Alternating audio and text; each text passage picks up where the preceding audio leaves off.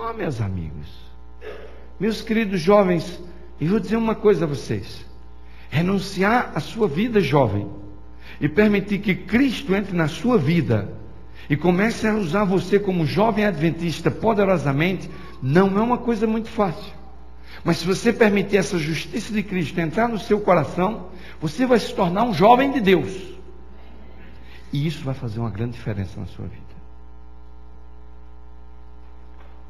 O próprio Paulo falou isso, e eu queria que vocês abrissem a Bíblia comigo agora em Romanos, no capítulo 5 e no versículo 1. Nós encontramos o apóstolo São Paulo falando sobre isso. Livro de Romanos, no capítulo 5 e no versículo 1, São Paulo fala dessa reconciliação. Ele fala dessa justificação que há entre o homem e Deus. Ele fala dessa paz que o cristão devia sentir e que muitas vezes, irmãos, nós não sentimos. Romanos, capítulo 5 e o versículo 1, a Bíblia diz assim: sendo, pois, justificados pela fé, nós temos paz com Deus por meio do nosso Senhor Jesus, o quê? Jesus Cristo. Meus queridos, nós somos justificados pela fé e não pelas obras. Nós somos justificados pela fé. E Paulo diz assim, que quando a gente é justificado pela fé, a gente tem paz mediante a ação de Jesus Cristo em nosso coração. Ninguém pode comprar o céu com boas obras. Ninguém. Boas obras é o resultado da nossa entrega, conversão, transformação e justificação, e não um meio para alcançar isso. Paulo até estabelece alguns conceitos que é mal entendido pelos evangélicos aí fora. Porque Paulo diz assim, de que quando nós estamos debaixo da graça, não existe mais lei. Está certíssimo isso. Quando você está debaixo da graça, você não transgride a lei, porque você não peca.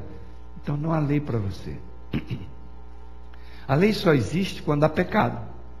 Se há pecado, há lei. Se não há pecado, não existe lei. Porque a graça de Cristo transformou o nosso coração. E meus queridos, se nós queremos ser justificados, há duas condições pelo qual podemos ser justificados. A primeira delas é o reconhecimento da nossa própria indignidade. É reconhecer a nossa incapacidade de ser justificado. Como jovem adventista, você pode se esforçar o melhor que você puder para ser bom e para ser um bom jovem, mas esse seu esforço é incapaz de justificar você.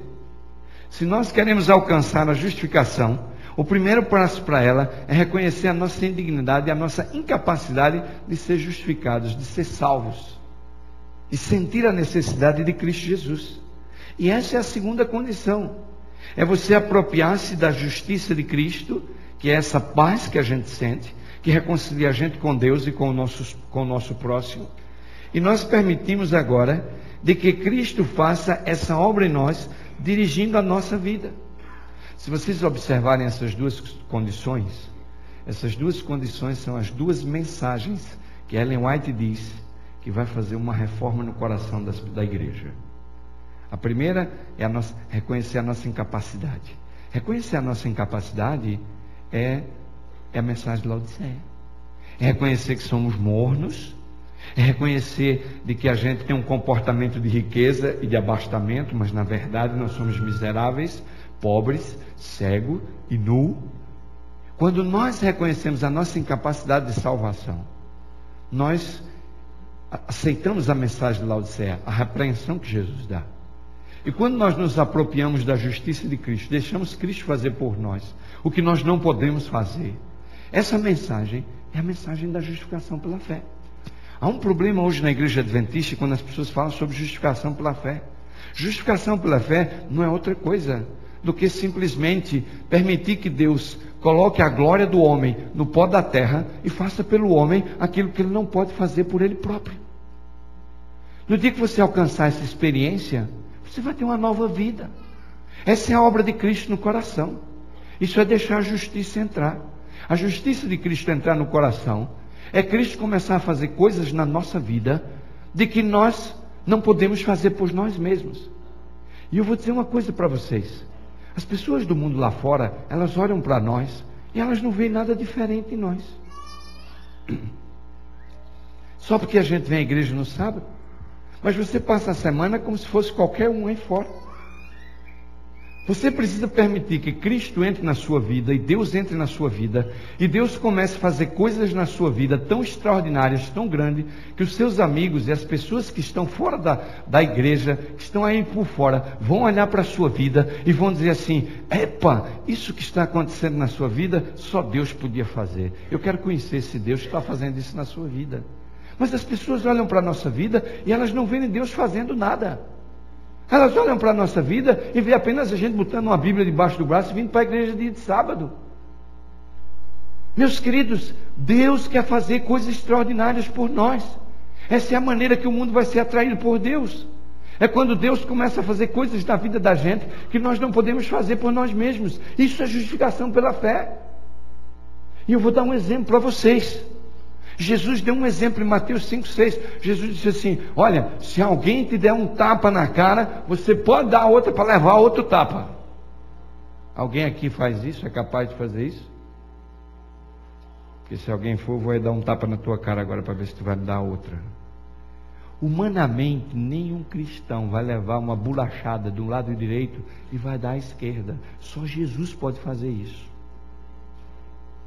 Jesus disse assim: amai os vossos, mas nós odiamos o nosso inimigo.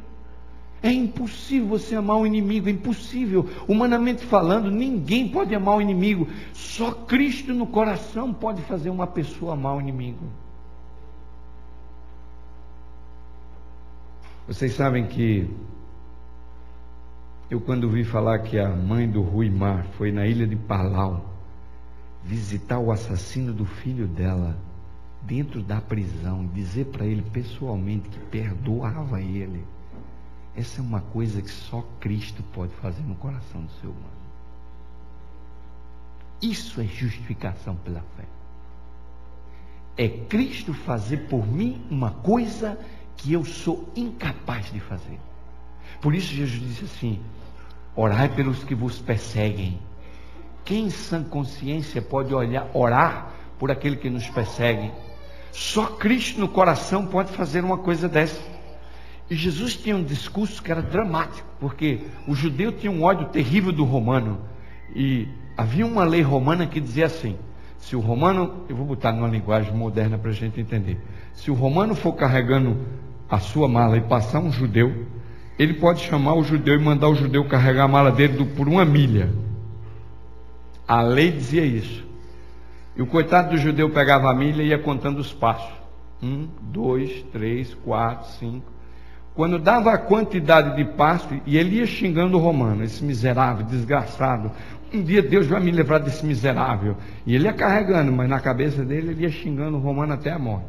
Quando dava a contagem dos passos, o judeu largava a mala e vazava. E o romano começava a procurar outro judeu para carregar outra milha. Aí me aparece Jesus agora dizendo assim: se um romano vier e mandar tu carregar a mala dele 1 milha, carrega 2. O judeu disse: vamos crucificar esse Cristo, esse judeu, esse não é o Messias. Vamos crucificar esse danado aí que está falando que a gente tem que carregar a mala 2 milhas. Só podia carregar a mala do romano 2 milhas aquele que permitisse que Jesus entrasse na vida dele e fizesse a obra que ele por ele mesmo não pode fazer. Irmãos, isso é justificação pela fé. É permitir que Cristo comece a fazer coisas na nossa vida que nós não podemos fazer. Mas a única maneira da gente botar Cristo na nossa vida é a gente conhecê-lo, é a gente estudar os evangelhos, é a gente estudar o desejar de todas as nações todo dia, é a gente buscar o estudo da palavra, é a gente manter comunhão e oração. Tem que haver tempo com Deus para você conhecer a Deus, para você conhecer a Cristo, para que Deus comece a fazer coisas grandiosas na sua vida, coisas que as pessoas vão olhar para você e vão dizer assim: isso só Deus podia fazer. Por favor, me fale desse Deus que está fazendo isso na sua vida. Eu quero conhecer esse Deus. Eu quero ler para vocês agora um texto do Espírito de Profecia que diz assim: é imputada a justiça pela qual